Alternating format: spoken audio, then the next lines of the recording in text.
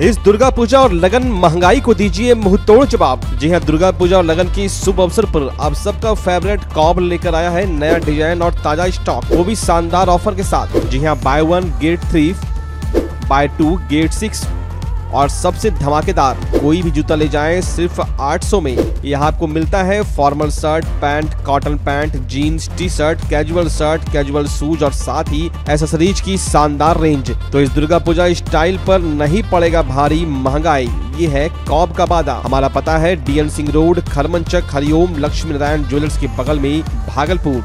Cob fashion का नया अंदाज अब हर किसी के पहुँच में।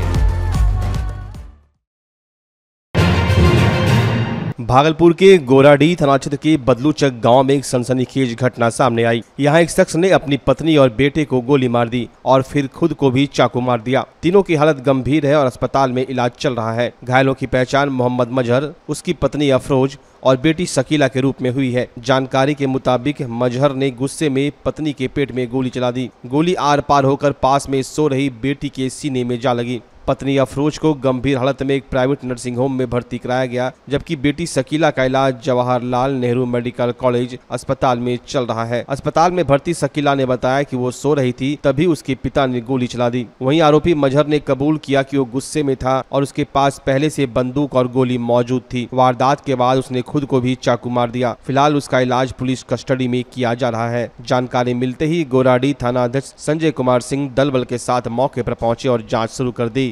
कैसे ये घटना हो गया?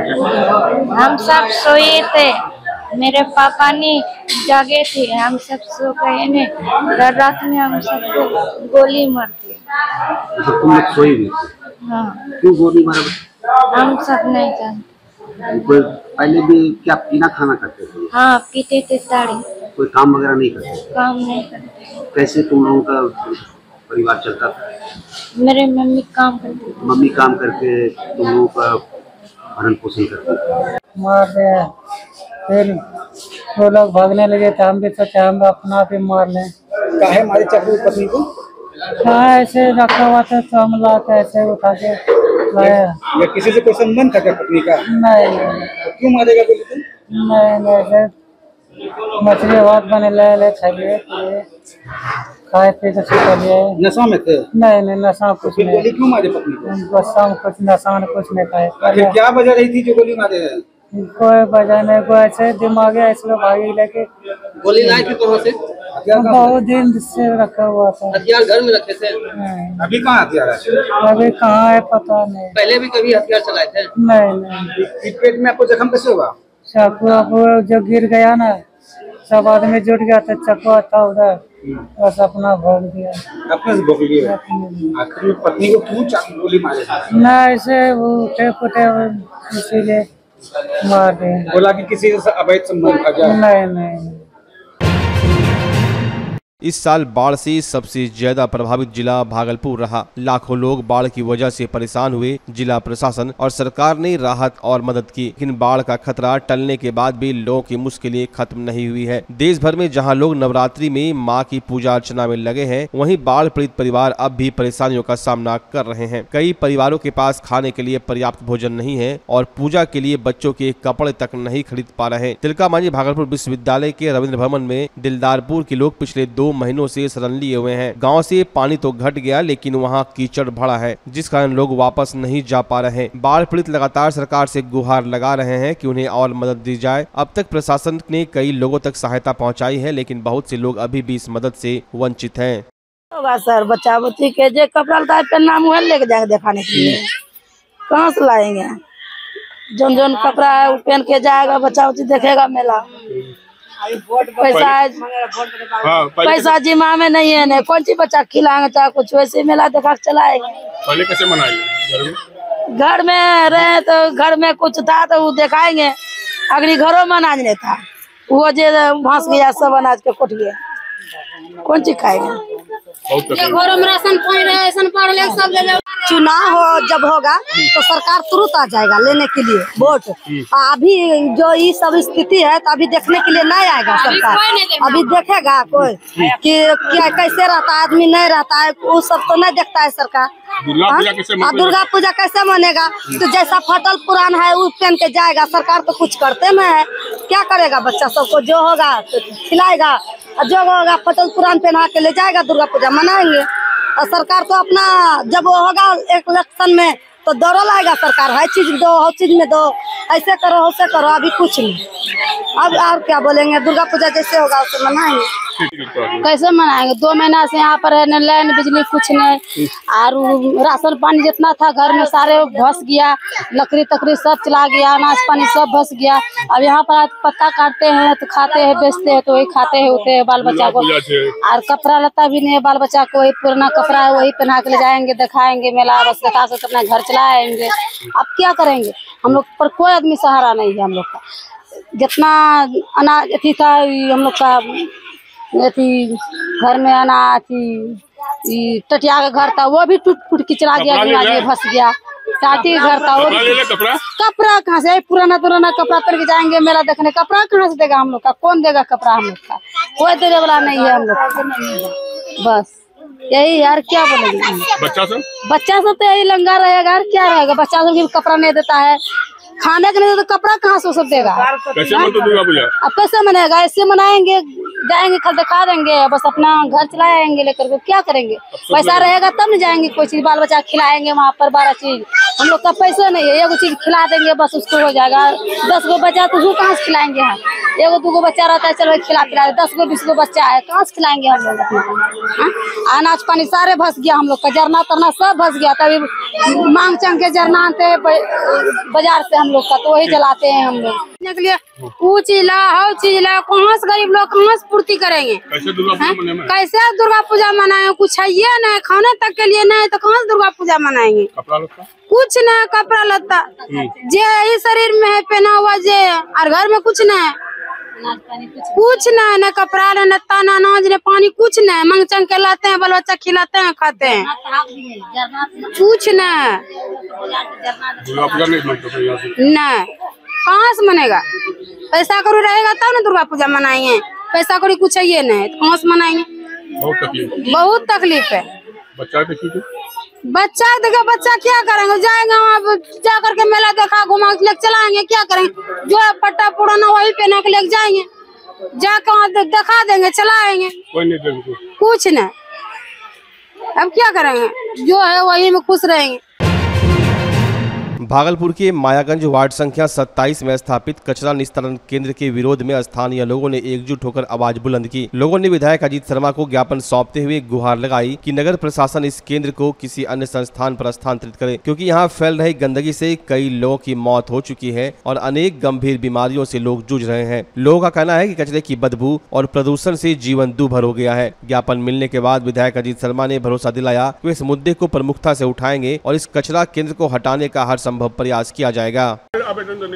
हम लोग विधायक महोदय को कचरा निस्तारण केंद्र को हटाने के लिए आवेदन दिए हैं और बहुत विश्वास के साथ आवेदन दिए हैं। क्या मांग है? मेरी एक मांग और सिर्फ एक मांग है कि कचरा निस्तारण केंद्र को नगर निगम क्षेत्र से कहीं बाहर स्थापित किया जाए, जहां की आबादी बहुत कम हो। क्या ये मायागंज 27 नंबर वार्ड से आया है। कचरा निस्तारण केंद्र जो वहाँ पर बनाया है मोहल्ले के अंदर, वो बिल्कुल गलत है। मैंने भी देखा है और इन लोगों ने आज आवेदन दिया है। मैं इसके पहले भी बैठक में नगर आयुक्त जी आए थे मेरे समिति के अंदर, तो मैंने कहा था कि इसको हटवाइए क्योंकि इससे मौतें हो रही हैं। और ऐसे भी ज़मीन एक्वायर किया गया जहाँ की कचरा पूरा डंप होना है। इन लोग का कहना है कितनी मौतें हुई, सब लोग लिस्ट दिया है, पूरा आवेदन मेरे को दिया गया है। अब मैं इसको पर्यावरण मंत्री जो है उनको भेजूँगा, माननीय मुख्यमंत्री जी को भेजूँगा, नगर आयुक्त को भेजूंगा। इस पर निश्चित तौर पर जहां भी लोग रहे वहां पर कचरा रखने का कोई कुछ औचित्य नहीं है।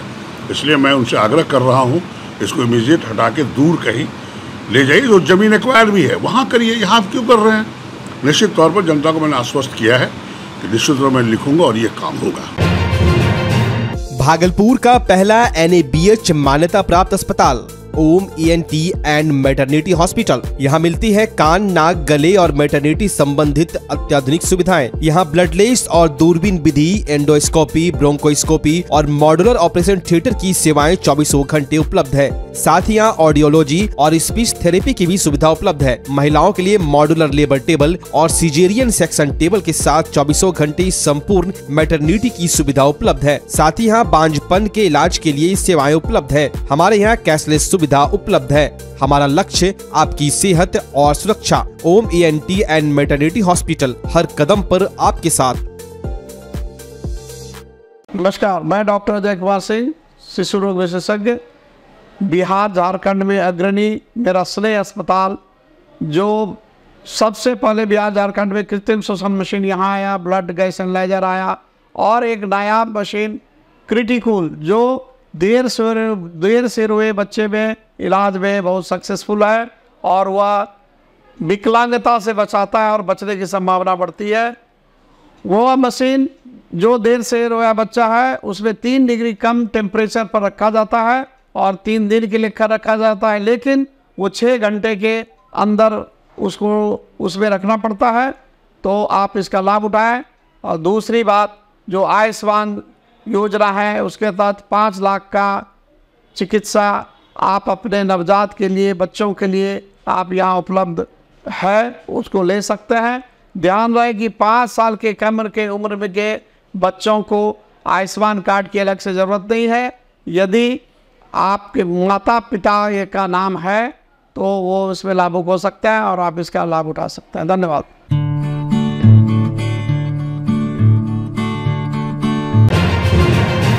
सुल्तानगंज पुलिस ने लगातार हो रही लूट की घटनाओं का खुलासा करते हुए 4 लुटेरों को हथियार के साथ गिरफ्तार किया है। गिरफ्तार आरोपियों में कुंदन कुमार घाट रोड सुल्तानगंज, नीतीश कुमार और प्रशांत कुमार दोनों गोपाल रोड बीसद स्थान तथा आर्यन कुमार शिवनंदनपुर शामिल हैं। थाना अध्यक्ष मृत्युंजय कुमार ने बताया कि ये आरोपी कांवरिया, टोटो चालक और मोटरसाइकिल सवारों के साथ लूट की कई घटनाओं में शामिल थे। गिरफ्तारी के दौरान पुलिस ने उनके पास से एक देसी कट्टा, एक जिंदा गोली, 2 मोबाइल और एक मोटरसाइकिल बरामद किया है। पुलिस जाँच में सामने आया कि आरोपी नौगछिया और मुंगेर के इलाके में भी लूट की वारदातों को अंजाम दे चुके हैं। कुंदन कुमार का नाम सीसीटीवी फुटेज और मोबाइल लोकेशन से सामने आने के बाद छापेमारी की गई और सभी आरोपियों को पकड़ लिया गया। इस कार्रवाई में थाना अध्यक्ष मृत्युंजय कुमार के नेतृत्व में विष्णुदेव कुमार, संजय कुमार मंडल, आशुतोष कुमार, पवन कुमार और थाना के सशस्त्र बल शामिल थे।